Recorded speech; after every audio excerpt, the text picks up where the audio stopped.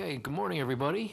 We are about to start our driver media availability for Championship Saturday here at Phoenix Raceway, and we're joined by the driver of the number 60 RFK Racing Ford, and that's Ryan Preece. Ryan, thanks for joining us early this morning. Maybe just kick us off talking about how your 2025 season went and how you feel going into the finale. Yeah, I feel like, honestly, I'm excited on how we're finishing the season. When we didn't make the playoffs, and a lot of people usually talk about trying different things and kind of throwing away the final 10 races to find a direction for 2026. But I'm proud and happy that we kept trying to build on momentum, and I feel like the past 4 races we've just continued to build that, and one like Martinsville was really strong, and I've just really enjoyed my time here at RFK and the opportunity, between having Kroger and Celsius on the car this weekend. It's been a lot of fun. So yeah, we're definitely looking forward to 2026 and all the things that we can accomplish. Well, thank you, Ryan. If you have a question, we'll get Mike to you. We'll start here with John and then go to Jerry and work around the room. John, Newbie Fan Buzz, I have 2 questions for you. First off, how many rolls of industrial shrink wrap did you use yesterday? 3. It was pretty good. I mean, good luck. I don't even think he's on his way here yet, because there's one more thing that he might find out this morning. But it was 3 rolls, and I really want to.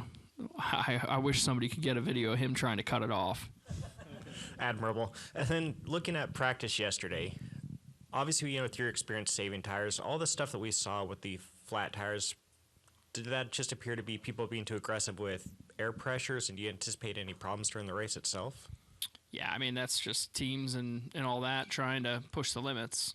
And, the way, yeah. So, yeah, I think it's just pushing limits.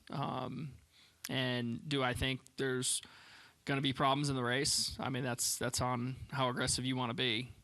It's also not going to be good if you blow a tire and wreck yourself out of the race. So I think there's a fine line, and we as drivers and teams, we know what that line is.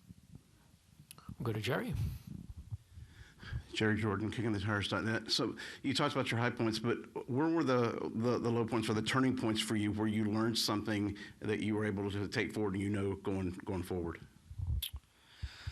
I feel like every week is a process in learning those things. And for us, I felt like we had some pretty good moments early on in the season, and certainly we're really consistent. But, for our group, the 60 team, it was trying to find, how can we go from being consistently finishing in the top 10 and being a part of the conversation to, being faster and running top 5 and doing those things. And, I guess Las Vegas about 3-4 weeks ago was one that I started to find what I'm looking for, and Derek and the guys are doing a great job on giving it to me. So I feel confident. We're heading down a path and one that I'm excited about. And yeah, I mean it's all really good stuff. So for me, I've been grinding at this for 6 years, right? And sometimes you got to keep fighting and swinging, and I'm glad that this has been the opportunity that I've been really looking for, and have a great group of guys. When we talk about it, this team really didn't come together until mid-January, and for how it's developed and the teamwork and all those things, it's been truly amazing to be a part of. And also, Chris seemed to indicate that it was even. Y'all were truce. Y'all were good. So is this something? Obviously, it's not, because you got something planned. But how far do we go with this? I mean, it just depends if he wants to keep going. But when he got me the first time and the second time, that's when I knew. When you get me, I'm gonna get you really bad. So it doesn't matter. It's almost like if you ram me on the track, I'm gonna make sure I get you pretty good. So same thing goes with pranks. I'm sure you'll hear from him. Go in the back here. Noah Reed, Kenny Wallace Media. Ryan, you made an appearance on the NASCAR Weekly podcast a couple weeks ago where you had your super late model in the background. I know you posted, I believe it was last December, that prep for the 2025 Snowball Derby started. all the way back then. How's the prep going, and how are you feeling for 25 Derby? For the Derby, I'm excited. I actually just fired it up last week before Martinsville, and for me, having our son and all the things throughout the year, it has taken me. Usually, when I get a race car, I'll put it together in 3-4 weeks. Like I just constantly think about it and thrash on it. This one, I picked the chassis and the body up in mid-December. And it took all the way until middle of September, October to get it prepared to where it could be fired. And but yeah, no, I mean, once the season's over, I am ready to be in my race shop and finishing setting up and getting ready to go test down there in 2-3 weeks. So I'm excited about it because as a race car driver, I think you guys follow along. You see some, they like to play golf, they like to go do different things away from racing. Racing's my golf game. Like typically if it's racing a modified, racing a super late model, it doesn't matter what it is, where it is. It's something I enjoy doing as well as working on the race cars and building them. And I enjoy it. So it's going well. How the Snowball Derby is going to go, I'm not entirely sure yet because, in the past, I've had Chris Gabehart help me as the crew chief. He's a really great super late model driver and crew chief as well. And I'm planning on going down with a group of my friends as well as people that I trust and I like racing with. And I'm going to, make the best calls that I can on my race car to make it drive good. Go over here on the left. Brian Twining, Besburst Media Group. Ryan, statistically, you're having your best career season here in NASCAR, but it also seems like you're having the most fun you've ever had. So why exactly has your joining RFK clicked the way that it has, and what do you attribute most to your success this year? Yeah, so for me, in the past, what I had to be as a race car driver was essentially not a crew chief, but I had to micromanage everything outside of driving the race car. And I feel like, in the final 10, 12 races last year, I came to terms that as much as I was trying to help, I was doing more harm. So coming into the 2025 season, I said, okay, well, I'm going to focus on the things I need to focus on as a race car driver and trust that the people around me are going to make great decisions and give me great race cars, and I'll be able to go show what I'm capable of. So a change in mindset was probably a big piece of that, as well as, coming over to RFK and seeing what, Brad's been able to help build and continue to build back up of what we can be. We're all frustrated. We didn't make the playoffs, but I feel like there's a ton of potential between all three of us. And, I'm excited for that. But yeah, I mean, for me, it was probably a change in mindset as well as a great group of, people that came together and are working on accomplishing a goal. So that's probably the biggest thing I can give you. We'll go to Wolfgang. Wolfgang Monzer from German Rennsport Press. I have a technical question for you. You're racing here, not you, but all the NASCAR guys several times for many years in Phoenix and other racetracks as well. In principle, can you look back to data from last year, 2 years, 3 years ago, and is it helpful to set up your cars? Or when you're coming here this weekend, you start from zero again?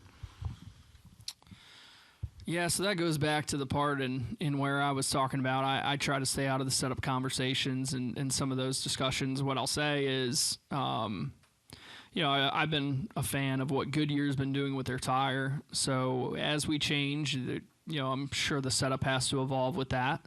And how you choose to drive the race throughout the course of the run changes as well. So, as much as, yes, you could continue to take previous races and kind of use that as a baseline, you also have to be willing to adapt and change. Okay, we'll take three more. We'll go to Zach, Holly, and then wrap with Dustin.